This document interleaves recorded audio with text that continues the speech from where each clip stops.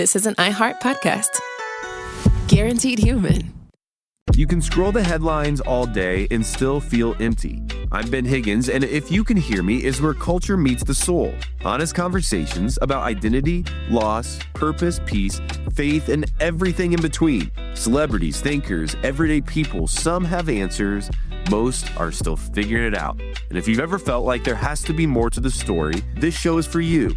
Listen to If You Can Hear Me on the iHeartRadio app, Apple Podcasts, or wherever you get your podcasts.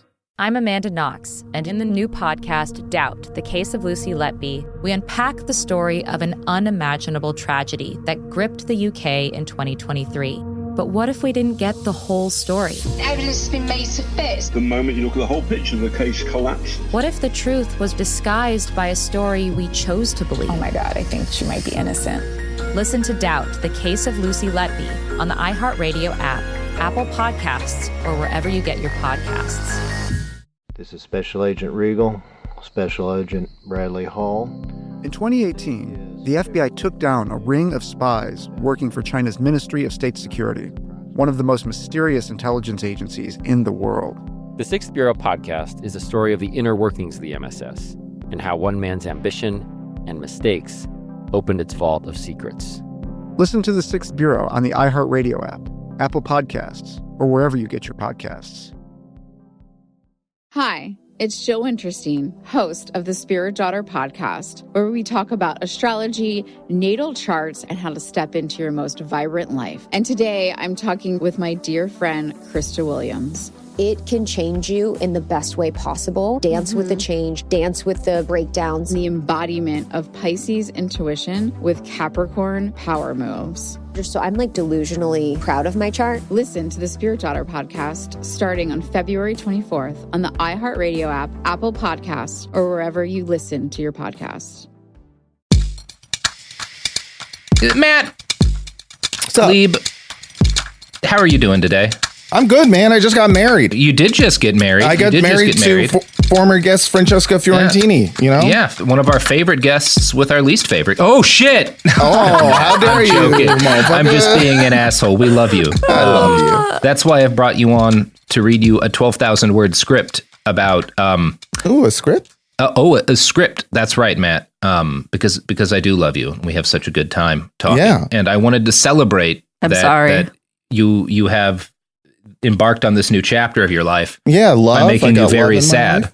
Yeah, I actually, this is the perfect palate cleanser to a weekend of joy. That's right. That's right. Coming on this podcast and just being torn to shreds emotionally. Because there's going to be no joy here. Matt. Yeah. How do you feel? Well, first off, I guess, have you ever heard of a motherfucker named Harlon Carter? Harlon Carter? I don't think so. Okay. Is that Jimmy Carter's brother? Oh boy, not at all. That would be Billy Carter. And Billy Carter will be on our episode Behind the Heroes. Because he seems pretty chill. I thought you were going to ruin, that guy because he seemed pretty dope. Can you imagine back when the biggest scandal a president had was that his brother made bad beer? Right. My God, what a time. Yeah. what an administration. Yeah. It was just hey, his brother's too cool. Yeah.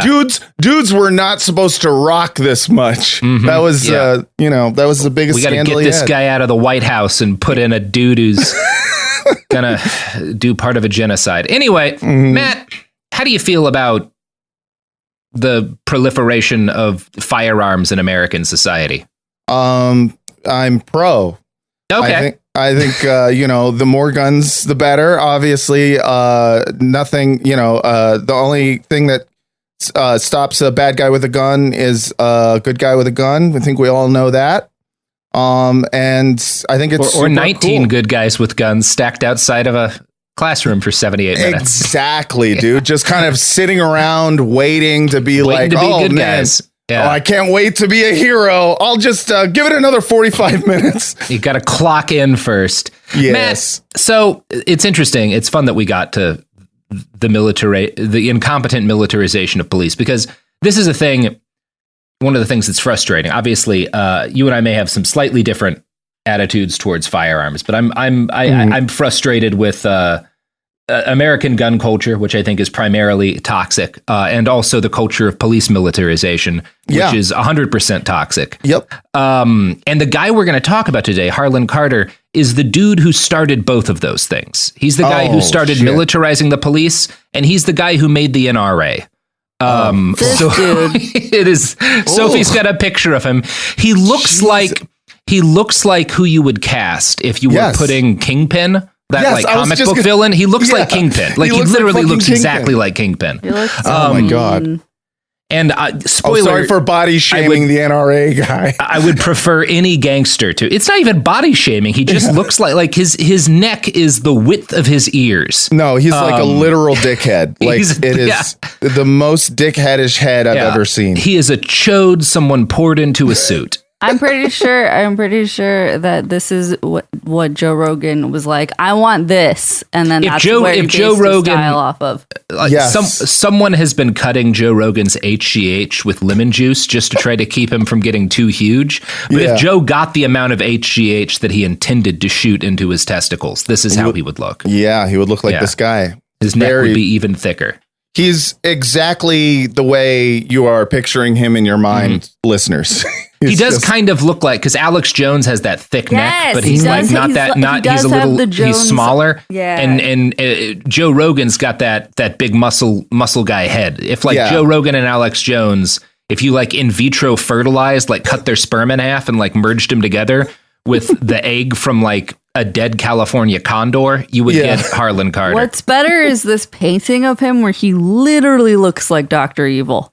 He does. Shit. He does look like Dr. Evil. Who painted him? I don't know. Oh, a lot of people. He's a very important person that we would not get drinks with. Fair. So we're going to have to start by discussing the history of gun control in the United States. And because this is the United States, that also started with white supremacy. I can only, just from, this is just a guess. Yeah. But I bet you gun control laws that have been enacted were mostly racist. Yeah, it's one of those things when you get these arguments online where like people will be like, gun culture is white supremacist. And it's like, yeah, an awful lot of it is. And then folks who are pro-gun will be like, well, gun control is white supremacist. And you're both right because it's the United States of America. Yeah. It's like it's like people talking about like, oh, well, the Democratic Party used to be was a white supremacist party for a very long time. And it's like, yes. Both major U.S. parties are primarily rooted in white supremacy. 100%. And it's always super weird that, whenever someone is just like, nah, and it's like, what? Why are you don't need to be so attached to being a Democrat that you're just going to refuse to believe that this doesn't make an argument one way or the other about gun control, because like you could say that, like zoning laws have a lot of their rooting in white supremacy. It doesn't mean zoning shouldn't exist. Right. Because fundamentally, factories maybe shouldn't be in the same place as apartment complexes. Right. But anyway, whatever. We're going to do our Robert Moses we're doing gun control. We're doing CRT on this podcast. This is going to be a little bit. Yeah, we're getting into a lot of stuff, but we're going to be talking a shitload about the Border Patrol. But first, let's talk a little bit about the history of gun control in the United States. Obviously, 1619 thereabouts is when the first African enslaved people are brought to the United States. Well, it wasn't the United States then, but you know what I'm saying, right? Yeah. The colonies against their will. And not that long after, in 1680, which is pretty quick considering how slow things went back then, the Virginia Assembly passed one of, if not the earliest gun control laws in the colonies. Now, this law did not restrict the ability of white people to be armed. It might even be more accurate to say it wasn't gun control, but weapons control. But this law passed in 1680 made it a crime for any African American to carry a weapon or weapon-like object. Now, that last term there is interesting, Matt, because you could, I like as a man, right? Anytime you're out in the world, you think about all the different things you could use as weapons. Everything is like, a weapon. It's just a thing that happens. I enter every room going, what could I use for self-defense or if I just felt like harming someone? Yeah, if I had to defend myself against the 84-year-old man next to me in the post office, how hard could I hit him with one of these empty cardboard boxes? Seriously, in the genes of every dude is just Mark Wahlberg going, I would have stopped 9/11 if I had been on that plane. God. And, you know, that's all of us. It would have been so funny. It would have been really funny if he'd stopped it, but then he'd had to try to land the plane and had accidentally crashed it into the White House. Like, oh, God. Anyway, so as you might guess, the vagueness around the term weapon-like object meant that this law, it didn't just like ban black people from carrying guns. It meant that they could be punished brutally for holding any object if it could be used to hit somebody. This started what wound up being like a more than a century-long tradition of elderly black people being banned from having canes. Oh my God! Because you can hit someone with the cane, right? As Gandalf showed us, you know. Yeah. Oh yeah. Yeah. They weren't being fooled by that in Virginia in 1680. Yes, we will part an old man from his walking stick. I know a wizard staff when I see one. You think I don't know you're gonna cast a spell? Now, this being 60 years after the forced importation of African slaves to the continent, the 1680 law was aimed at slaves, obviously, but it applied equally. There were some freed black people in the colony at this period, and it applied to them as well. The law was amended in 1723 to specify that African Americans were not allowed to use firearms for any purpose, be it hunting or self-defense. And again, 1723, it's kind of important to be able to use a gun, you know, just if you're living in the Virginia frontier. Yeah. There's a lot of other people with guns, and it seems like the time to have one. You need food and stuff, you know? And there's bears, like... Yeah. How do you catch your food if you are not allowed to use a gun? You can trap, but I think the purpose here, no one's thinking about, like, they're doing whatever they can to make these people's lives harder because they're terrified of the existence of free black people. Yes, of course. And under this law, a freed black person who defended himself from a white person using a firearm was committing a crime. Technically with any weapon, any tool they were to use to defend themselves would be illegal. So gun control in the early colonies, most of the time, these kind of laws in Virginia were sort of the exceptions of the rule. Because as a rule, the laws were less kind of specifically banning certain things and more just kind of generally trying to make it possible for black people enslaved or free to challenge white supremacy in any way. Right. So it wasn't just guns. And in fact, that because guns were not as good back then, those were less of a focus than some other objects that might surprise you. Possession of dogs by black people was heavily regulated in this period. Just they couldn't have dogs? Well, it was not impossible, but it was very hard. If you were a black person who wanted to own a dog in Maryland in the early 1700s, for example, you were forced to get a license from the justice of the peace, who was going to be a white man. So it was not easy to get a license from a justice of the peace for this. And if you managed to get one, you were still restricted to owning no more than one dog at a time. Mississippi banned the ownership of dogs for black people under any circumstances, and even allowed slave patrols to kill dogs found in the house of a black person. So the police tradition of shooting people's dogs is very old indeed. Of course, I should have known. Of course, dog control also, ties directly to white supremacy. Well, and it's one of those that you have to, again, firearms are a lot less deadly back then. So like a gun, you get one shot and it's not easy to reload. I think there are some revolvers. Teeth. But a dog, you don't need to reload, right? A Doberman will keep fucking going until keep going. So that's what, white folks were particularly scared of. And again, it's also worth noting, obviously the prohibition against black people carrying guns or other weapons makes sense if you're afraid of a slave or, just an uprising, right? Because a group of people with guns can do an uprising. You can't really effectively organize a bunch of dudes and their dogs to do an uprising together. It's hard to do that with. I'd like to see it though. It would be cool. That would be clearly the greatest. What they're doing here, they don't want black people to be able to defend themselves from mob violence, right? Sure.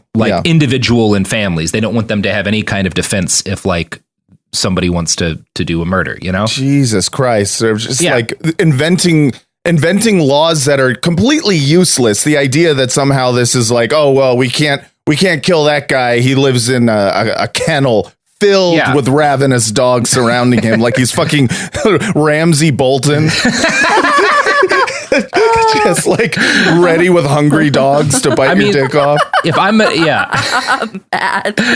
So in the late 1700s, spoilers, the American Revolution broke out. Hell yeah. Yeah. And by 1787, we have us a constitution.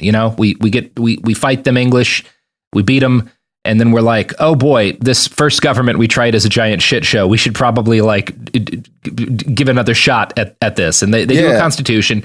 And eventually this constitution comes to include a Bill of Rights and the now infamous Second Amendment. Mm-hmm. We're going to be talking a lot about the changing ways this has been interpreted through time. And despite what people tend to say on either side of the modern issue, there are a couple of different ways to interpret how the so-called founding fathers intended it to function. And again, as a general rule, they weren't all in agreement about pretty much anything. But one thing is perfectly clear. They did not see the right to bear arms as extending to black people.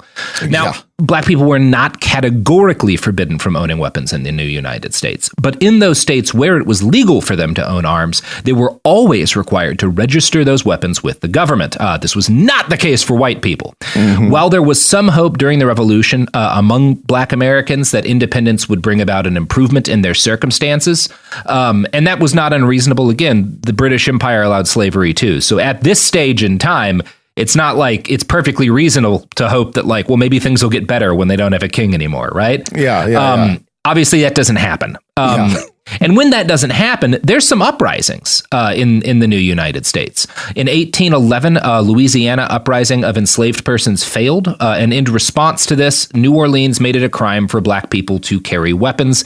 And this was, again, primarily, even more than guns, banned them from stuff like canes.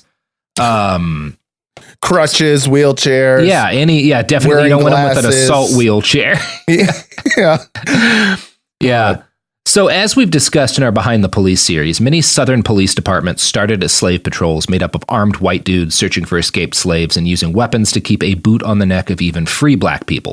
In 1825, Florida gave slave patrols the right to enter any black person's home and take away firearms, ammunition, or any other weapons found. And obviously, these as is the case with no-knock raids today, these often were basically just pretexts to kill people in their homes. Right. By saying you felt threatened. Yeah. Now, in the early 1860s, obviously, we have a civil war over slavery. And broadly speaking, this goes pretty well. If you think slavery is bad, U.S. Civil War, broadly speaking, goes all right. Now, one of the most kind of revolutionary aspects of the Civil War is that for the first time in U.S. history, a shitload of black men are legally carrying guns in an organized way. Right. 179,000 black people serve in the Union Army, which is roughly 10% of its total. Wow. And you suddenly have tens of thousands of black men with guns marching across the U.S. South, which really freaks out people in the South. Yeah, that's got to be the scariest thing. They looked at that and they're like, see, this is what I'm talking about. Mm-hmm. This is the scary shit I did not want to happen. Yeah, this is why started this war that we're losing. Yeah.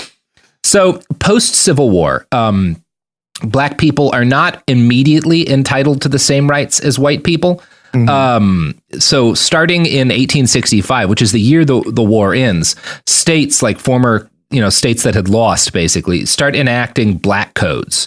And these are kind of, okay, these people aren't slaves anymore, but we want to treat them that way. So let's just we'll take the old laws that we had that restricted slaves from doing things in order to keep them under control. And we'll replace the word slave with servant or, something similar so that we can try to hold them under the same laws. In Mississippi, black people were still banned from possessing weapons or ammunition. And if white people turned them in for this crime, they would be given their firearms as a reward. And again, this is after they've been freed. So they should have the right to bear arms and whatnot. Right. I want to quote now from a 2021 honors thesis by Alexandra Lanzetta from the University of Colorado. Quote, other southern states to enact their own set of black codes were Alabama and Louisiana. Both states prohibited African Americans, not including veterans, from owning guns without a license or special permit. Not surprisingly, these permits and licenses were controlled by white men, making it virtually impossible for a black man or woman to legally obtain a gun. This resulted in many blacks illegally purchasing guns, making the potential penalties of exposure even greater. Punishment for having an unlicensed firearm was a fine and confiscation of the weapon. Old slave patrols reemerged to enforce the black codes and to terrorize African Americans. This, along with a combination of great incentives to catch blacks with weapons and a hatred over their newfound freedom, created a white frenzy, making it extremely difficult to hide a gun as an African American. White frenzy is the worst frenzy. It's the most common frenzy too in this country. It's their most traditional American frenzy. Mm-hmm. But it is not a fun one. We do love us a frenzy. We love a frenzy. We love a good frenzy. We love a bad frenzy. So 1865, right? Bunch of black codes come into effect to basically try and keep black people in similar positions to how they'd been during slavery, even though the war was over. So in 1866, the U.S. Congress passes the Civil Rights Act, which this is like, there's a big old fight over this. And this is the law that basically says, hey, you actually have to, these people have the same rights that white people have under the Bill of Rights, right? Like that's what that does, you know? And, you know, things do get a lot better for a while, you know? Yeah, Reconstruction at this point was like, look, do you ever just like read up on Reconstruction and go like, holy shit, for a hot second there. We seem to be on a good track for a minute. We were on a good track. Like it seemed like shit was going to like work out. Yeah, things get a lot better for a while, and then there's a violent reaction from the reactionaries. And they do an insurgency, which is kind of centered around the KKK. We have talked about this in other episodes. It ends with a series of demeaning, bigoted laws aimed at maintaining white supremacy in the former Confederacy. These are, you know, Jim Crow laws, right? And these come into place alongside a wave of lynchings, which kill at least like 5,000 black Americans. Obviously, there's no way of knowing the actual total. Good chance it was significantly more, but at least 5,000. So in response, black people do what you would expect. They form militias, you know, they start carrying guns for what I don't think I need to explain the logic here, right?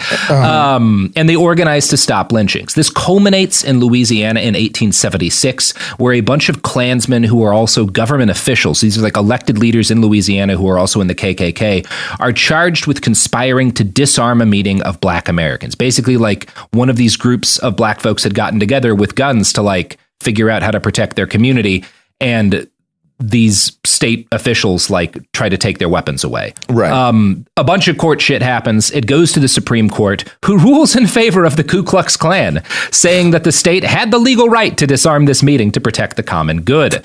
God.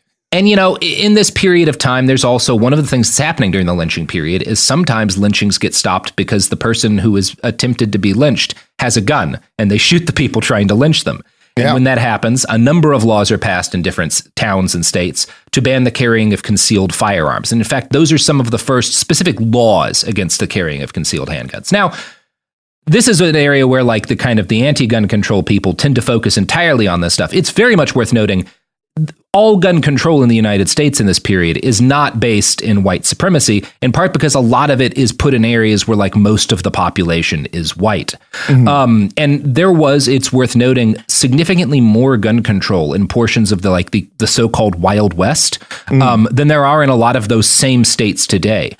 In places like the Dakotas and whatnot, it was common for the open carrying of firearms to be restricted. In many towns, if a visitor came into town, they would be expected to leave their guns with the local police before entering. They'd get like a little card or something. You weren't supposed to there were, and there's, you know, a lot to be said about like why this is being done. But in general, it's being done because they see that it's perfectly reasonable to say that like, well, there should be restrictions on what you can do in town with a firearm, right? Right. Yeah. And walking around with a gun seems, I don't know, threatening. Yeah, you know? they certainly don't want you doing it openly. And then like there's laws about carrying concealed, and those kind of vary from place to place. But it's worth noting that the infamous gunfight at the OK Corral actually occurred because a guy, like it was over gun control, right? Like a guy was openly carrying his guns in the city. And you know, there was, as far as I'm aware, like everyone involved in that, I'm pretty sure was like a white dude. So I don't think there's anything particularly racist in the gunfight. You could talk about it involving like police overreach, sure.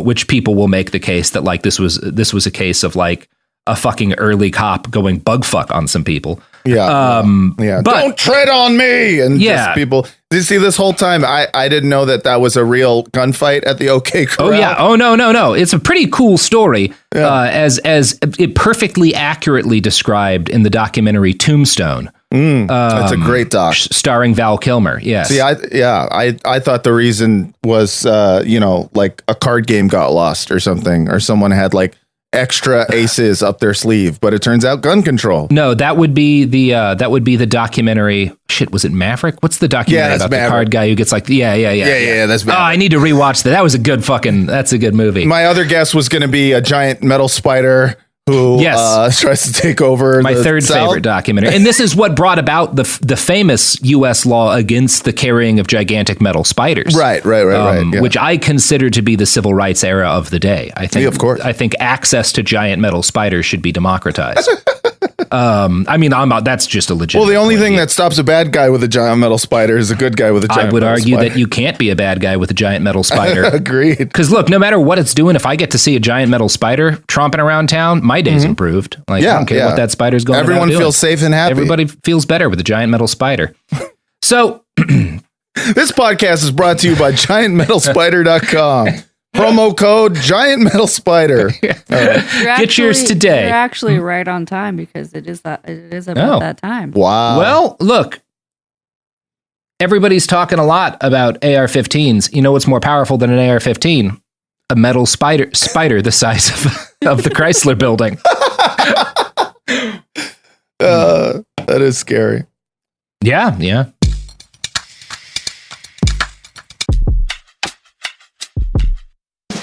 What do you do when the headlines don't explain what's happening inside of you?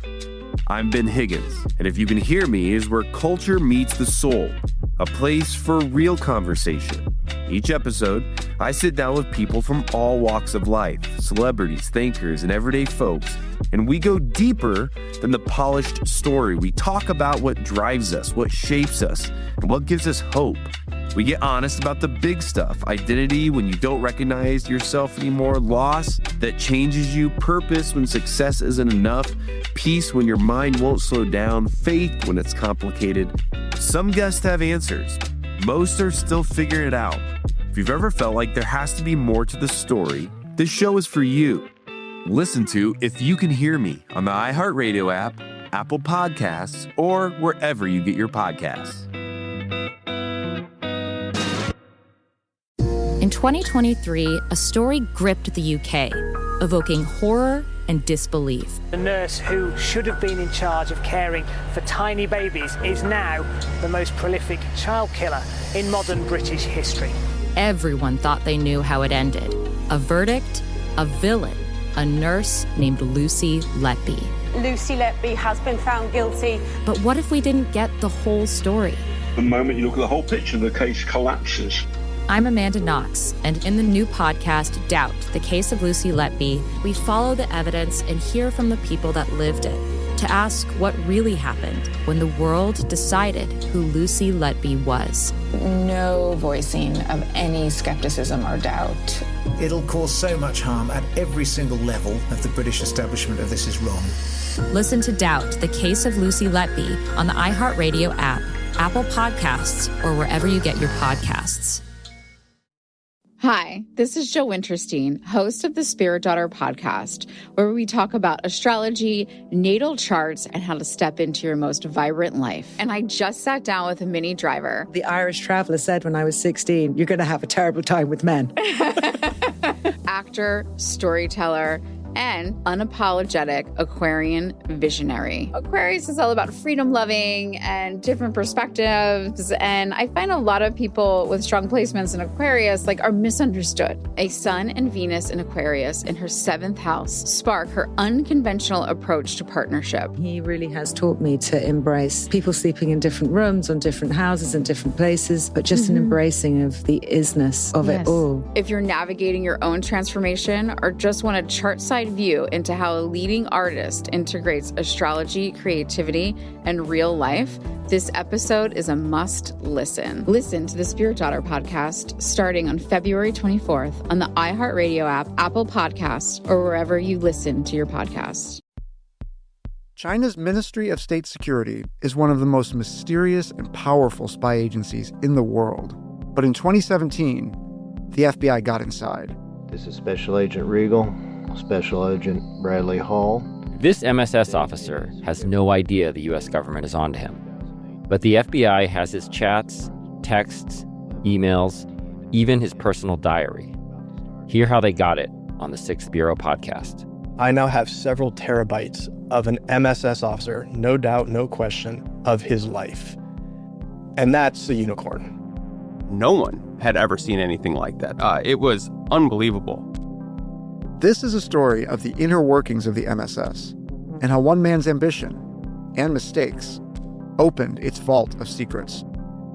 Listen to The Sixth Bureau on the iHeartRadio app, Apple Podcasts, or wherever you get your podcasts. We're back. So you have, again, the Wild West, how common gunfights and stuff were, especially in like cities and towns, is exaggerated. But also there were a lot of robberies, there were a lot of crimes, and it's the same as it is today. Like the gunfights that have kind of come down to history were like the ones that the media went nuts on in the day, like the gunfight at the OK Corral. Right. But broadly speaking, by the end of the 1800s, most places in the United States had banned the concealed carrying of handguns, although open carrying remained legal in a lot of places. We'll talk about when that ended. In 1893, the government of Texas said that, quote, the mission of the concealed deadly weapon is murder. To check it is the duty of every self-respecting, law-abiding man. And again, he was probably saying that primarily because he didn't want black people to have concealed guns. This is the governor of Texas in 1893. Yeah. So do keep that in mind. But U.S. gun control in this period was at least deeply preoccupied with the specter of armed black people. And even where laws were perfectly reasonable, they were often used specifically to enforce white supremacy, even if that hadn't been the initial intent of the law. Lanzetta writes, quote, another example of discrimination is found in legal proceedings during the Jim Crow era involved an 11-year-old black boy with a toy gun. In St. Louis in 1900, it was illegal to fire a gun within city limits, and the boy was charged for violating this law. However, when his case was being reviewed by a judge to determine his guilt, it was discovered that the gun was fake. Knowing this new information, the judge should have dropped all charges, given that it is not possible to fire a fake gun. But this was not the case. Instead, the boy was found guilty, and the judge fined him $10, almost $310 today. Which is interesting. I did, again, another thing that goes back very far is black kids being penalized for having toy guns. Right, exactly.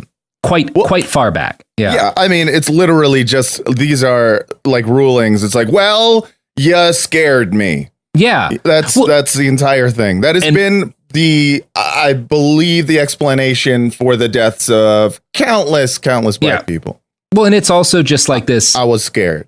Perhaps we're fundamentally frightened by the concept, even if it's a toy, of black people having guns, because that's how we maintain our power over them, right? Right.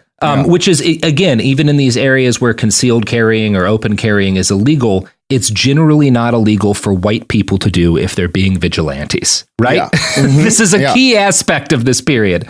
Yeah. And this brings us back to the glorious state of Texas. Like much of the South after the Civil Rights Act, legislators had to at least pretend that their laws meant to disarm black people were not motivated by racism. Brendan Rivas from Texas Christian University writes, quote, the post-1865 laws, however, used race-neutral language to accomplish a racially motivated goal. Most of these laws attempted to disarm black Texans, but some from the 1870s stopped to curb the racial violence of the Ku Klux Klan by disarming everyone. For instance, a part of the Texas Slave Code prohibited slaves from carrying a gun without written permission from a master or overseer, and a law passed in 1866 prohibited laborers from carrying firearms onto a plantation without the owner's consent.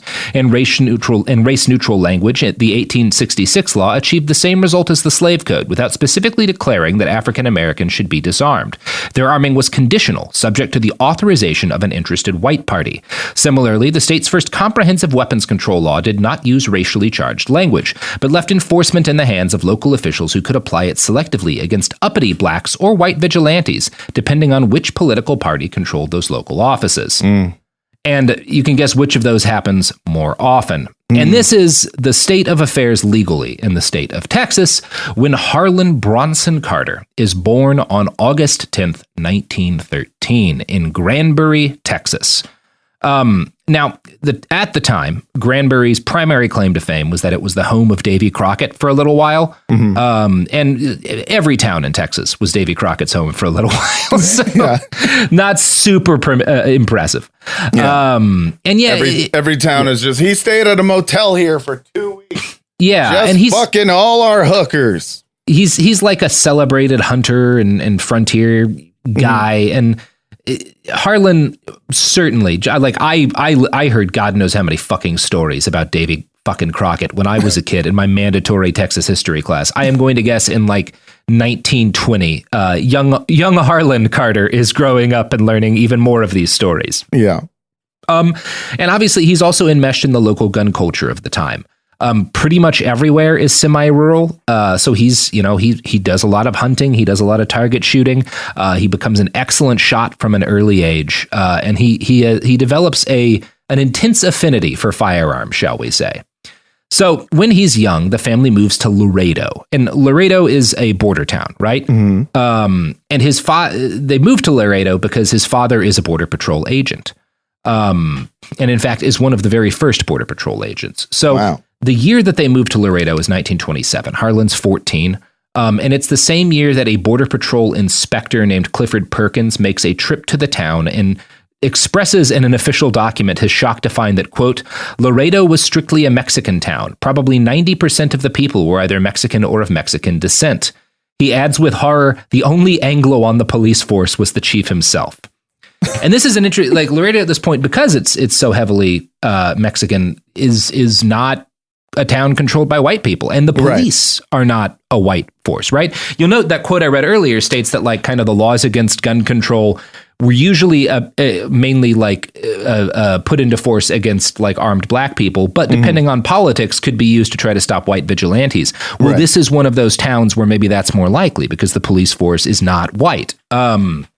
So the Border Patrol, however, is not happy with the idea of a town where Mexican folks are running things, right? That does not thrill them. Yeah. Well, next, they'll start inviting other Mexicans to live here and they won't stop the border. I mean, I love the idea of these like people going to a town right on the border of Mexico in Texas, which used to be Mexico, and being like, what the hell are all these Mexicans doing? Yeah, these communities that had been there for decades before a state of Texas was a thing that anyone had thought of, being like, exactly. These people are going to change the nature of Texas. Yeah. Now, this is not the Texas I know that we invented about 20 years ago. That we invented when I was 15. Yeah, exactly. So this inspector guy, Perkins, again, is exactly as racist as you might expect. And he decides that Laredo's immigration cops are not going to be able to enforce U.S. immigration restrictions, which are, again, geared towards enforcing white supremacy, if the state of affairs in Laredo remains the way that it is. So he carries out what he describes as a, quote, full-scale house cleaning. Now, in the wonderful book Migra, Kelly Hernandez writes, quote, he charged local officials, the chief patrol inspector, and border patrol officers in the Laredo station with immigrant smuggling and forced just under half of Laredo's 28 border patrol inspectors and the chief patrol inspector to quit or be fired. Perkins then transferred select border patrolmen who had all been Texas Rangers into the Laredo sector because all were experienced, well-disciplined fighters who knew the country well. Detailing former Texas Rangers to Laredo was a strategy used to divorce the Border Patrol station from the local Mexican-American political elite. Tension quickly mounted between the ex-Rangers and the Laredo community, particularly the Laredo Police Department. While the Border Patrol enjoyed close relations with the local police in most borderland communities, in 1927, several officers of the Laredo Border Patrol got in their Model T automobiles and spent about half an hour circling and shooting up the police station. Holy fuck. So he cleans house, brings in a bunch of Texas Rangers, which is like the most racist police force in the United States in this period, and has them shoot up the police station. Fucking A. I mean, like on the one hand, a cab. Yeah, I mean, it's like on the one hand. but on the other hand, I don't think it's I think it's just these particular cabs. You know what I mean? Like they're going after specifically an armed group of Mexican Americans. It's also probably worth noting, but that in this period, if you're being a Mexican American police officer in Laredo in 1927 is a bit different from being a police officer pretty much anywhere in the United States at this point, which is part of like why the Border Patrol is purging them. Because he's like, you guys, they're not stopping immigration. They're not like violently cracking down on people who aren't white. They're not enforcing white supremacy. So we have to get rid of them with guns. And they do get rid of the Laredo police force with guns. The only time in American history that police have been able to be fired. Yes. Yeah. This is the one time it happened. This is what it took. The one time. So it's safe to say that Laredo was a pretty wild place when Harlon Carter was an adolescent. His father, Horace, was among the first cohort of Border Patrol agents hired in 1927, and he was transferred to Laredo in 1927 as part of this process. It's entirely possible that Horace Carter was one of the guys shooting that police station. Yeah. And in this period of time, Harlon's father would have seen his job as explicitly to use violence to assert white supremacy in a place where most people were not white. Quote from Migra. Although most local stations developed their own strategies, policies, and procedures, the Laredo station was exempt until the men and the infamously brutal racial violence of the Texas Rangers slashed away at the bonds between the Laredo Border Patrol and local Mexican-American leadership. The cleanup transformed the Laredo Border Patrol into a refuge for white violence within Mexican-dominated Laredo. So they've turned the Border Patrol prior to this, and they're all like local guys, right? So they don't really care about like Mexican America, like Mexicans coming into America, because like that's how they got there, right? That's like their family, everybody. Like, and again, they also probably don't see the border as this solid thing because it's completely made up. Relatives have lived here for forever. It used to not be like a thing to cross. Yeah. But this is the period where the border is becoming a thing in a way it hadn't been before. And part of how they do that is they clean house, bring in a bunch of white people, and have them shoot anybody who disagrees. Right? Ugh. Like that's how the border becomes real in Laredo, the American way, and it's how borders are enforced everywhere. Yeah. That's why borders are bad, folks. Yep. Although today, I mean, there's a long conversation to be had about the fact that the Border Patrol today is extremely diverse. Like one of the things people on the left particularly have gotten wrong about Uvalde is like the assertion that like, well, they probably didn't go in because those kids were Hispanic. And it's like, have you seen pictures of the Uvalde police? A lot of them are Mexican-American. Yeah. The Border Patrol guy, like it's a whole thing. Like if you go down to border communities, you'll see. Yeah, it's not that simple. Is always as like superficial and simple as it seems. Yeah. So in 1930, Harlon, aged 16, joins the National Rifle Association. And again, the NRA is rightfully, again, I'm more pro-gun than most people on the left tend to be. But the NRA is like undoubtedly, we'll be spending hours talking about this, incredibly toxic. It's not at this point, right? Right. It's not, there's nothing wrong with the NRA at this stage, really. And in fact, the NRA has its roots on the correct side of the Civil War. Right. There are these two Union generals who are like, because again, the Civil War, one of the things early on, the South is doing pretty well. And part of why they're doing pretty well is that like, all the boys who like wind up fighting in the Confederacy's military, like they're country boys, right? They've grown up shooting and hunting. They're like, and using guns to enforce white supremacy. They're good with firearms. Whereas most of the Northern boys who get drafted are like city kids, and many of them had never had any chance to use firearms. So they're like, they suck with them, right? And these two Union generals are like, boy, our soldiers are really bad at shooting, and it takes a long time to train them up.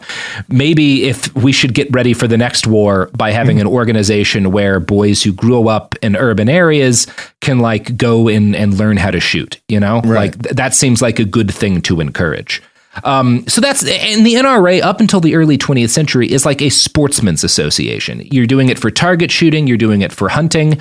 Now it is worth noting that like from the beginning, and this was not seen as problematic at all at the time, there's a military aspect to it as well. It's not like a military organization, but part of the purpose of the NRA is to prepare people to be part of the military if necessary. And this is also, the military is a really different thing in this period. You know, we have a big standing army during the Civil War, but we hadn't before, and we don't quickly afterwards, right? Like this is, again, when World War I happens, they have to like make an army. When World War II happens, they have to like make an army in a way that like it had not hugely existed prior to this. So there's this understanding that like if there's an emergency, we're going to need to activate all of these civilians, and they need to be ready to like fight and whatnot. Right. So, the U.S. Defense Department would regularly hand over old weapons and other equipment to the NRA, which would sell them to members quite cheaply. It used to be able to get like World War II guns like Garand's for really cheap from the NRA. It was a bunch of stuff they did like that. So in February 1931, the Carter family's car is stolen from in front of their house, right?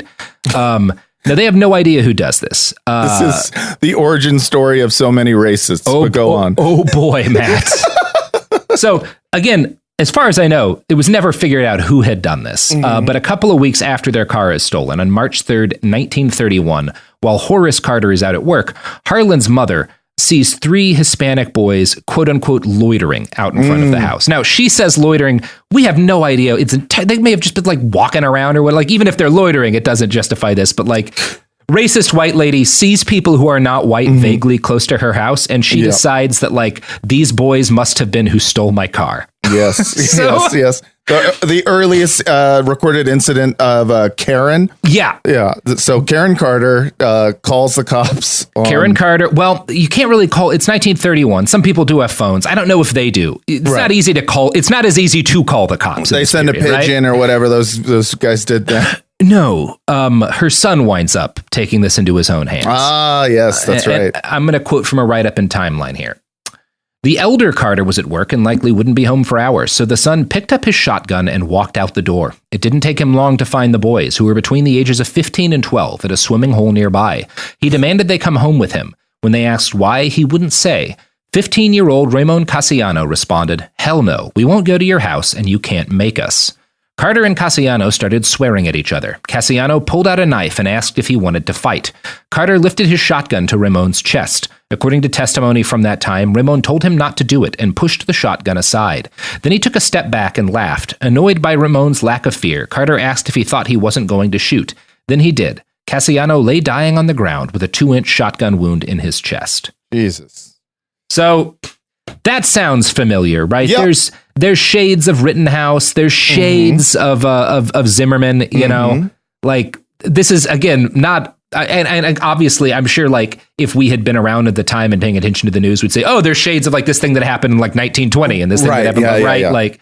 We just happen to know the most recent incidents. Yeah. You know, this is a very familiar incident, right? And you can imagine even if this happened today, it would be a massive culture war. Well, he had a knife. What was the kid supposed to? He was just defending his family, you know, yada, yada, yada. So it's worth noting, talking about why Harlan felt comfortable leaving the home carrying a shotgun, which there are somewhat like, obviously it's not entirely illegal to carry shotguns because people go out and hunt and stuff, but this is, you're not supposed to like walk out to try and solve the robbery of your car with a 12-gauge shotgun. Right, like that's not explicitly legal. Yeah.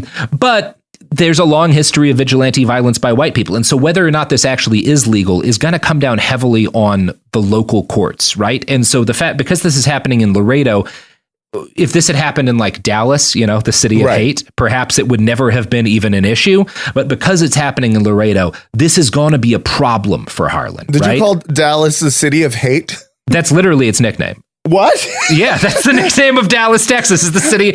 We killed JFK. Yeah, I mean, good point. Holy shit. Yeah. The city, the city of brotherly hate. That's wow. I mean, not anymore, but like that is the nickname of Dallas, Texas. Like, yeah. So because this happens in Laredo, the law is not as on his side as you might expect if it had happened in some other parts of Texas. Harlan Carter is arrested, he is tried, and he is convicted of murder. He's sentenced to 3 years in prison. Again, you can say like he should have been sentenced to more. I'm mixed because he was a child, right? Like this is bad, but also like I think you have to, if you believe children are not culpable in the way that adult. But anyway, this is academic because he only serves 2 years. His family appeals the judgment, and they complain for about a number of things. They say the judge is related to the prosecutor, that self-defense had not been adequately explained to the jury, that one of the witnesses was like a criminal himself and wasn't trustworthy, a bunch of racist shit. Yeah. They were like, well, the judge failed to consider that the victim was no angel. That's based. Yeah. Although they focus more on like the kid who watched his friend get his brother or whatever get murdered was no angel. It's more the he was also no angel. Yeah. So eventually, you are legally allowed to kill no angel. That's right. That's right. In the Bible. That's right. That's why anytime I see a bunch of floating eyes, I just start shooting. That was a biblical angel joke. Sure was. So eventually a judge with the Texas Court of Criminal Appeals agrees that like the case was bad And he overturns Harlon Carter's conviction on these grounds, and because, quote, several of the material witnesses for the state have been discredited, having been convicted of infamous crimes. It does not seem accurate that they were convicted of infamous crimes. Yeah. But, you know, it's also worth noting that, like, Harlan's dad helped run law enforcement in Laredo. Mm-hmm. It's impossible that some of the people who had witnessed the shooting were, like, targeted by the police to provide plausible deniability for his kid. Mm-hmm. And if not likely. So Harlan gets let out of prison. His conviction is overturned, and he proceeds with life now as a young adult, as a free man. He enrolls in the University of Texas, but he changes his name. So his original name had been Harlan, Harlan, and he swaps out the A for an O.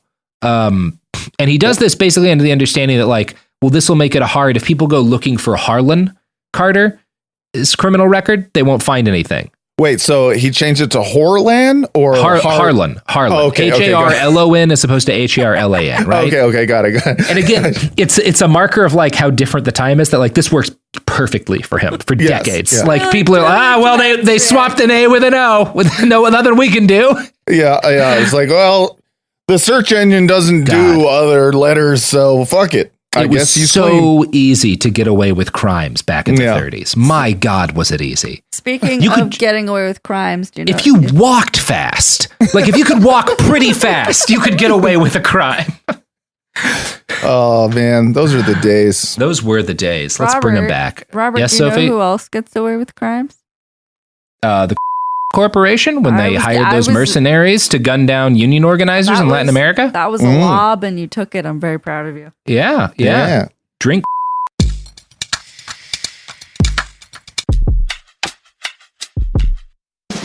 What do you do when the headlines don't explain what's happening inside of you?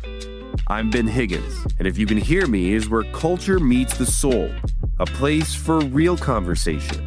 Each episode, I sit down with people from all walks of life, celebrities, thinkers, and everyday folks, and we go deeper than the polished story. We talk about what drives us, what shapes us, and what gives us hope.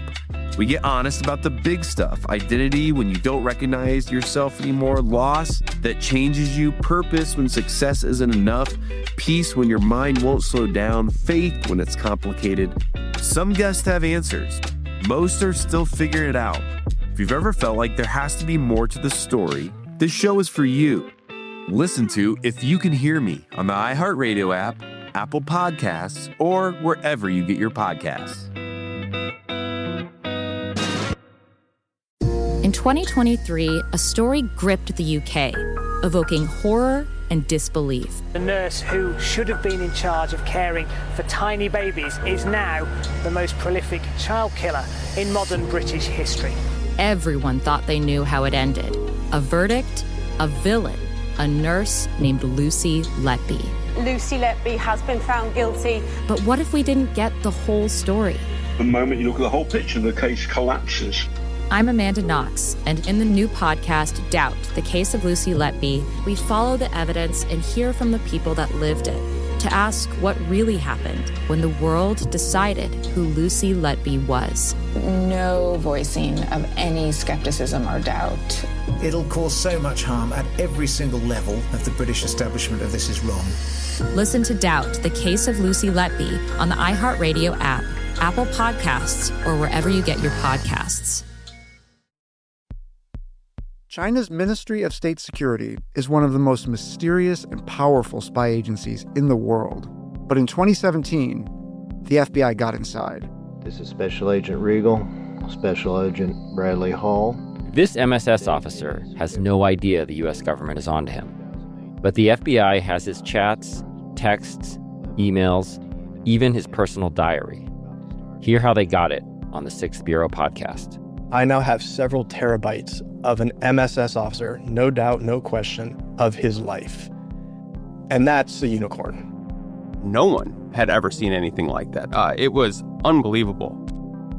This is a story of the inner workings of the MSS and how one man's ambition and mistakes opened its vault of secrets. Listen to the 6th Bureau on the iHeartRadio app, Apple Podcasts, or wherever you get your podcasts.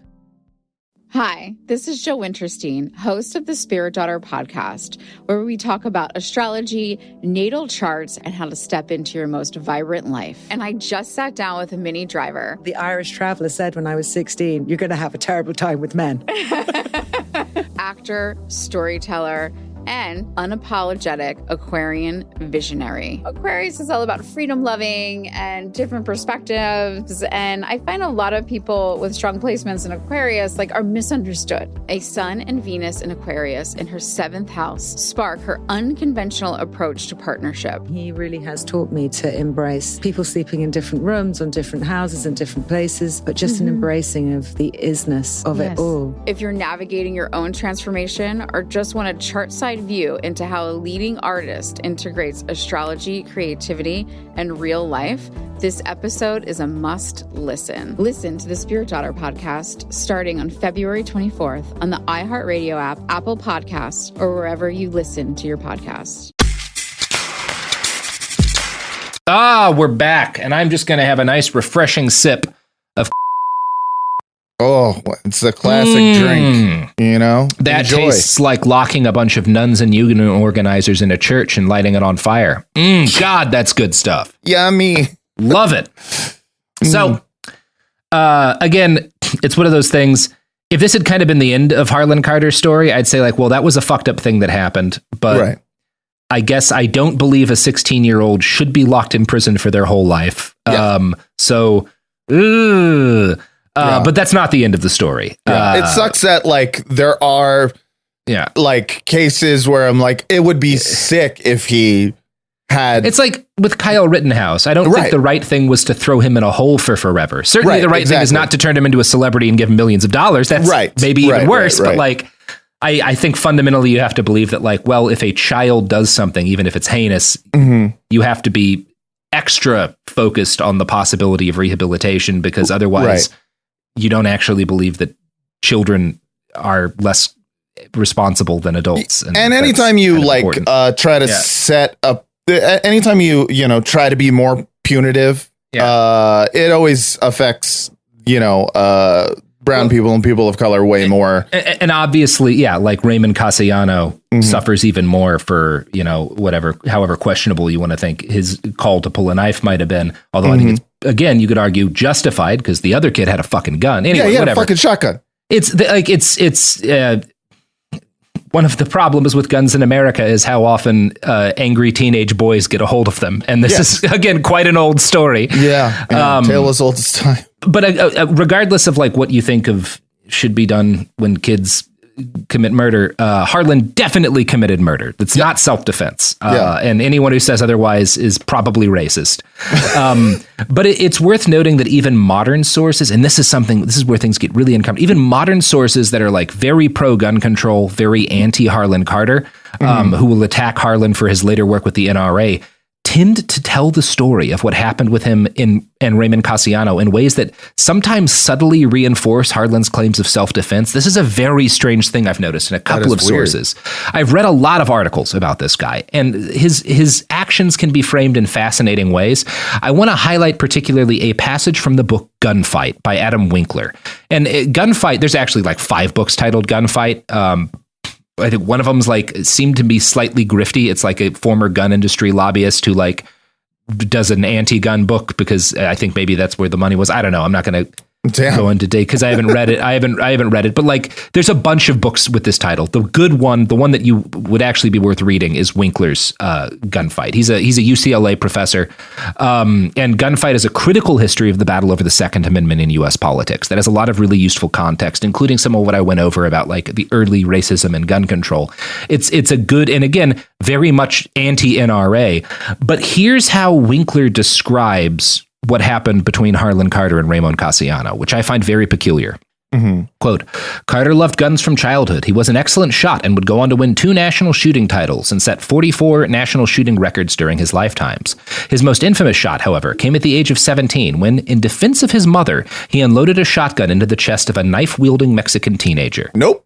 That's a weird way to describe that, right? That's not what happened at all. That's not what happened at all. That's such a weird way for... And again, Winkler is He's a professor of law at UCLA. Like, he's all over the New York Times writing about this kind of stuff. It's like really weird that he describes it that way. Maybe it was just like, oh man, I've done all this other research. I'm just gonna go with the autobiography that he wrote. It's like calling Ramon Casiano a knife-wielding Mexican teenager. It's such like an unsettling way to choose to phrase that. Very strange. It was just like people forget that Casiano was guilty because he had a knife. Yeah, guilty of bringing a knife to a gunfight. Yeah. It's, again, the book is not at all right-wing or reactionary. There's a lot of good stuff in there. The fact that he describes Casiano's murder in this way, though, makes me question some stuff that, like, maybe I missed in vetting this thing, because it's a really weird passage. It's so strange. Now, let's compare that to this write-up by a right-wing dude, Dave Coppell, from an article he wrote explicitly defending Harlon Carter's legacy. Now, in this article, he's critiquing a fundraising letter from a gun control organization that accurately noted, quote, 50 years ago, Carter shot and killed a 15-year-old boy and was convicted of murder. Arguing against this, Coppell writes, the letter admitted the fact that Carter was defending his mother's ranch against a gang of intruders led by the boy, and that the boy was menacing Carter with a knife. Again, this is also not true. He was not defending his mother's ranch. They were swimming. They were swimming and having a good time and being accused of doing a crime that they... did they do the crime even? Yeah, I don't think there's ever been any evidence that they did. She just that they even stole the car. Again, this is a little murky, but it kind of seems like what happened is their car was stolen. A couple of weeks later, she sees some Mexican kids walk past their house towards a swimming hole and six her son on them. Right? That kind of seems like what happened. That seems that tracks. And it's weird because Winkler and Coppell could not be more apart ideologically, but their description of this murder is very similar. In way, like I don't want to harp too much on this, but it's like really weird to me that happened. Yeah. Do you have any like inkling as to why that may be, or is there just most people don't dwell too much on it. It took me a while actually to find good specific details about what happened that day. And I think most people take the attitude that just like well, he said he was defending his mom, and like that. Right. That's the. I don't know. I think in part, Winkler's covering a lot of ground, right? Because his book is it's not focused on Carter. It's a whole history of like kind of the how the Second Amendment has been interpreted and ruled on and whatnot over a couple of centuries. Right. So he does have a lot of ground to cover. It's just and I guess that one of the things he did was just kind of brush over what happened there. It's right. To me just that an he did unconscious it in that bias. Way. Yeah. Like the way I would do it, right? Because it's perfectly reasonable if you're covering a broad history to not go into detail, but I would have just said something like he confronted, another teenager over like, something his mother said, and like, or he just confronted another teenager and shot him under suspicious. Even that would be better, right? Yeah, and also this is, you do a podcast. This guy's a UCLA professor. Yeah, it's like, I don't want to like shit on him too much because it's like there's a lot of good stuff in the book. It's just that part I don't get it. I don't get why you would write about it that way. Anyway. Yeah. So Harlon Carter commits murder, does 2 years in prison, goes to college, and then he decides to follow in his father's footsteps and join the Border Patrol. He becomes an agent in 1936, 3 years after leaving prison. Carter's rise was rapid, if not meteoric, so he joins in 36, having been in prison 2 years earlier. In 1950, he's running the entire Border Patrol. Wow.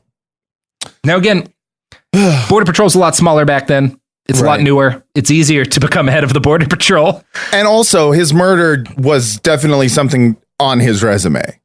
You know what I mean? Like, I probably on like the secret. I don't think he put it on his paper resume, but I'm sure certainly because he's known in Laredo as like I'm sure the guys giving him his first gigs all know about it and think it's rad, right? Right. Yeah.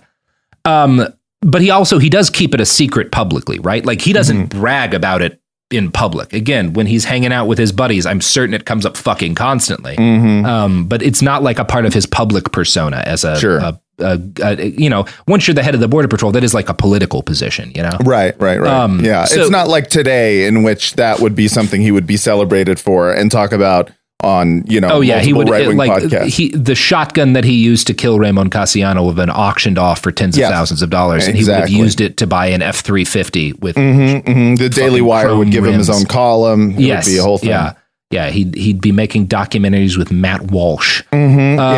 Times were a lot more chill back then, which is it is when we're talking about the story of this guy who does like a racist murder as a teenage boy, and like, wow, he really was less proud of it than he would be today. Right, exactly.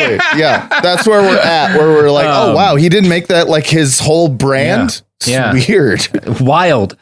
So the Border Patrol had shifted at this point from being geared mainly towards policing the border to being a force for policing Mexican Americans inside the United States on the pretext of them being potentially undocumented migrants. As a result, their work strayed further and further from the border and increasingly into American cities, factories, farms, and anywhere expected of harboring illegals. Some Border Patrol agents had difficulty with this, right? This was not a lot of the folks who had signed up earlier. This was not like the thing that they had signed up for specifically.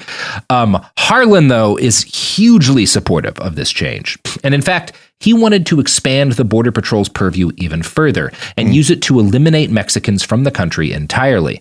This was justified in his mind by the fact that a large number of undocumented migrants were living and working, or this was justified publicly, right? So Harlon, there's like a racial motivation, but you can't use that, like as we talked about earlier, right? Like you have to hide when your laws are racially motivated. Yeah. So the justification is that a large number of undocumented migrants are living and working on ranches and other businesses in the borderlands, often under nightmarish slave-like conditions. Now, this is a real problem that's happening, right? Like as it is today, right? Yes. Yeah. Completely. And yeah, there's this like suggestion of a thing called the Bracero program that will provide kind of like a legal way for these people to like work, but they'll have, you know, there will be more control over the conditions that they can work in, which obviously the people who would be hiring them don't like. Right. It's a whole thing.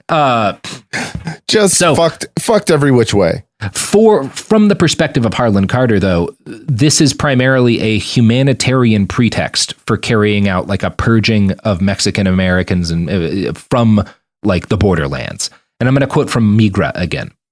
Carter had convened a meeting to request the assistance of the U.S. military and the National Guard to purge the nation of undocumented Mexican nationals and seal the U.S.-Mexico border. The Border Patrol's proposal was titled Operation Cloudburst and consisted of 3 basic steps. First, an anti-infiltration operation on or near the border would seal the border with the assistance of 2,180 military troops. In addition to stationing troops along the borderline, the Border Patrol planned to build fences along the areas of heaviest illegal traffic. 2 metal picket barbed wire fences, 8 feet high and 8 feet apart, with rolls of concertina wire in between, and 1 roll of concertina wire on top of the fence nearest Mexico, built several miles along the border, would form the fence. But previous experience had taught the Border Patrol that fenced areas still needed additional security. Therefore, the concertina fence would be reinforced by officers in jeeps who will be directed to the scene of any attempted fence or canal crossing by observers in radio-equipped towers. So, this is the first this is the wall, right? This is the start of it. This is the beginning of that. Not that there hadn't been like fences and stuff in different areas before then. This is the first time someone's like, we need to build a wall, and has like a concerted vision of that. Yeah. And specifically a vision of using the wall as a system of violence in order to keep the borderlands white, right? Yeah. That's what he's doing here. And he invents that shit, you know? Wow. He's like the Thomas Edison of making racist borders. That's right. Yeah. Wow. Yeah. He's the Elon Musk of border racism. Sure. Yes. So to continue that quote, race second, X. Sorry, I wanted to Jesus do a Christ. I wanted to do a pun. Yeah. I'm sorry. Good work. Thank you. Yeah. So I'm going to continue that quote. Second, a containment operation would maintain roadblocks on all major roads leading from the southwest to the interior of the United States. These roadblocks would be used to inspect traffic, including railroad traffic, for the purpose of detecting illegal entrants and to maintain safety patrols around the checkpoints. The roadblocks were planned for strategic locations that would prevent aliens from fleeing to the interior of the nation when the mopping up operations, the third phase, began. The mopping up operations would be conducted in northern areas such as San Francisco, where the task forces would raid designated locations such as migrant camps or places of business. So, San Francisco, I don't know if you've ever been, Matt. Yeah. Not super close to the border. Oh yeah, right. Well, I guess close to like a sea border, right? Yeah, Which is what we're building towards. But yeah, exactly. I mean, those are the other aliens that they also want to put a fence around. You know, watch out for all those turtles and fucking, you know. Don't worry, we'll get rid of those in a couple of decades. Right, exactly. Just put a few more of those soda, you know, fucking soda rings in the water. But yeah, no, not close to the border. I lived in San Francisco, and I'll tell you, it was a trek to get to pretty TJ far north. Yeah, exactly. So the primary downside to his plan, right? This is a pretty good idea if you're a white supremacist, right? Sure. Solid plan. The only problem with it is that it is wildly unconstitutional. So there's this thing, right? This law that kind of gets in the way of this. So right at this point in time, nowadays the Border Patrol, like you see those guys fucking walking around and they look like soldiers, right? They've got their plate carriers and their AR-15s and all their fucking cool tactical gear. Yeah. At this point, the Border Patrol is like slightly better armed than a modern Boy Scout troop. You know, like they're not packing that much heat compared to what they're going to be packing. Yeah, and they have a lot of merit badges. They have a lot of merit badges in racism, but there's not a ton of them, right? So they can't do this without the U.S. military. And in fact, the military is going to wind up being a significant portion of the effort if they try to do this. But here's the problem. There's this stupid fucking bullshit ass 1878 law called posse comitatus, right? And that means you can't use the military to enforce domestic laws without Congress's approval. Oh, damn. Yeah, I know. Sucks. We all hate posse comitatus. Yeah, dude. I, for one, think the military should enforce all of the laws. Yes, dude. Particularly jaywalking. Exactly. They're the best at it. You don't want you don't want a bunch of, you know, Boy Scout border patrols getting a fucking merit badge for walking a Mexican old lady across the border. We should have drones making sure, watching for people to cross the street illegally. And we should have MLRS rocket systems to just 100%. Bombard the area if they cross the street, not at a crosswalk. Exactly, dude. We want more RoboCops and we want them to be federal. Yeah. Reinstate the draft and use it to stop jaywalking and littering. Someone force. Absolutely. Yeah. Someone like cuts you off, someone's speeding, Agent Orange immediately. Absolutely. So this fucking law, posse comitatus, really grinds Harlan's gears. So obviously, I should also note here that like the fact that the military is not supposed to be used to enforce the law doesn't mean it isn't, right? If you've casually Googled the Watts riots, you know the government has a way of finding out, being able to use soldiers to do cop shit when it needs to. But in this case, the government wasn't willing to like push things that far, right? And the general who's like job it is to like basically the general who's liaising with Carter is this guy named Swing, who really wants to do this. Like he's a racist too.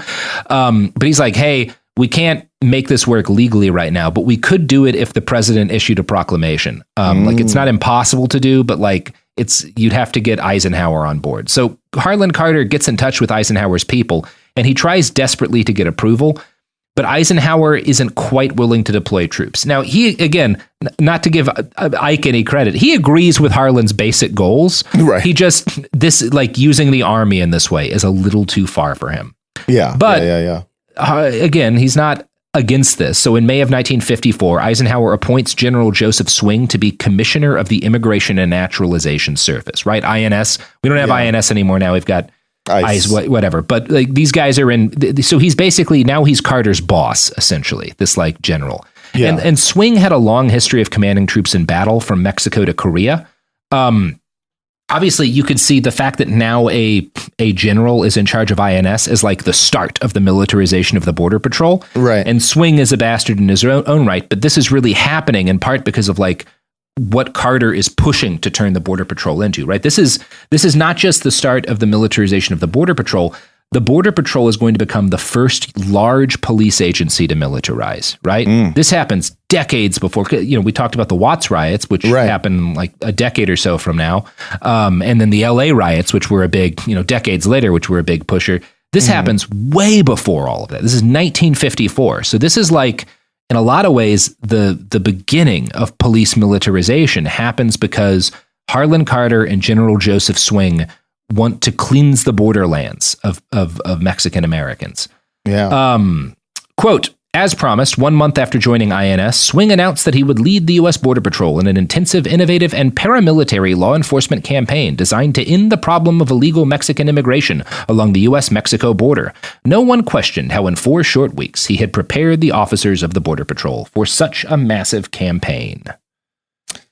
I mean, at this point, too, what was even the like, what were the migration numbers? Like, was it even that? I mean, certainly it's not as much as it was now, but I'm thinking about like what 1950s Mexico was what they had, the Civil War's not that long ended. Yeah. The PRI is in power. Isn't it fairly stable at this point? I feel like. Yeah.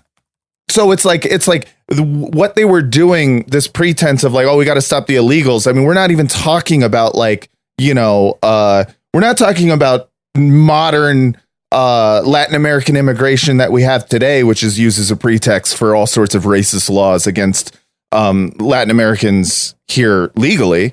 We're talking about there's a lot like labor stuff that's taught. And again, they have to like do moral panic and stuff about the treatment of migrants. But like this is all very messy because like some of the biggest people opposing the government doing this crackdown are these different ranchers and other employers who are like only who want to exploit people's labor. Like, it's not, there's a lot that's going on overall in this issue, but when it comes to Harlon Carter, it's pretty simple, right? He's racist, Yeah, he's trying to do a racial purge under the pretext of like, oh man, they're not paying fair wages.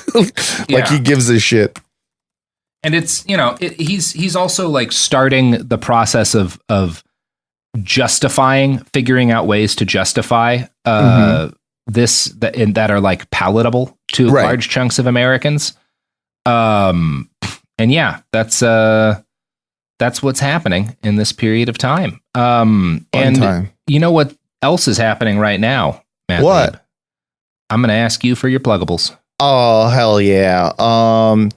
So my pluggables are, I just finished the entire series, The Sopranos. Pod Yourself a Gun is a podcast that I do with Vince Mancini, and we just did our very last episode. We watched all of it.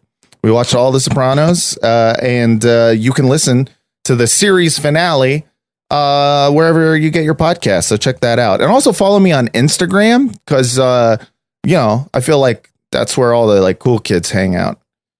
So like, hit me up there. And also be excited because me and Vince, our next show, we're going to be talking about The Wire.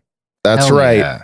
20 years after The Wire's come out, finally, 2 white men will break down The Wire because finally, someone's got to do it. I mean, that is the right group to break down The Wire season 2. For sure. But very excited. You got to make sure at least one of you's a Pole. Oh yeah, we're gonna get some. We got some Poles who are gonna come on. We got a bunch of Greek Baltimore friends who are gonna come on. It's gonna be great. But look for that coming. What are you calling it? Probably When You Pod Through the Garden. Which kind of continues our tradition of having a really bad title for a TV rewatch podcast. So check it out whenever that comes out. But for now, listen to Pod Yourself a Gun. You can go back, listen to the whole thing. Tell your friends. I have to know who your favorite character on The Wire was. I mean, I relate the most to Bubbles because I used to love heroin. But other than that, shit, probably Clay Davis. Clay Davis is cool. He's a state senator. Yeah. Who says shit a lot. She, for a show that is like lifted up as one of the greatest TV shows of all time, there certainly are a lot of catchphrases. It's a weirdly catchphrase heavy show for something that is incredibly serious. I'm so excited. What the fuck did I do? You got a Proposition Joe is like, I got a proposition for you. It's like, this is a serious show, but they love catchphrases. Anyways, I'm excited. That sounds awesome. Me too. Woo! Podcast. Behind the Bastards is a production of Cool Zone Media. For more from Cool Zone Media, visit our website, coolzonemedia.com, or Check us out on the iHeartRadio app, Apple Podcasts, or wherever you get your podcasts. You can scroll the headlines all day and still feel empty. I'm Ben Higgins, and If You Can Hear Me is where culture meets the soul. Honest conversations about identity, loss, purpose, peace, faith, and everything in between. Celebrities, thinkers, everyday people, some have answers, most are still figuring it out. And if you've ever felt like there has to be more to the story, this show is for you. Listen to If You Can Hear Me on the iHeartRadio app, Apple Podcasts, or wherever you get your podcasts. Hi, it's Jill Winterstein, host of the Spirit Daughter podcast, where we talk about astrology, natal charts, and how to step into your most vibrant life. And today I'm talking with my dear friend, Krista Williams. It can change you in the best way possible. Dance with the change, dance with the breakdowns. The embodiment of Pisces intuition with Capricorn power moves. So I'm delusionally proud of my chart. Listen to the Spirit Daughter podcast starting on February 24th on the iHeartRadio app, Apple Podcasts, or wherever you listen to your podcasts. This is Special Agent Regal, Special Agent Bradley Hall. In 2018, the FBI took down a ring of spies working for China's Ministry of State Security, one of the most mysterious intelligence agencies in the world. The Sixth Bureau podcast is a story of the inner workings of the MSS and how one man's ambition and mistakes opened its vault of secrets. Listen to the Sixth Bureau on the iHeartRadio app, Apple Podcasts, or wherever you get your podcasts.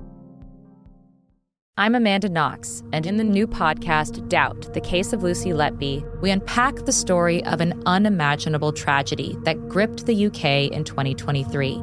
But what if we didn't get the whole story? Evidence has been made to fit. The moment you look at the whole picture, the case collapses. What if the truth was disguised by a story we chose to believe? Oh my God, I think she might be innocent. Listen to Doubt, the Case of Lucy Letby on the iHeartRadio app, Apple Podcasts, or wherever you get your podcasts. This is an iHeart podcast. Guaranteed human.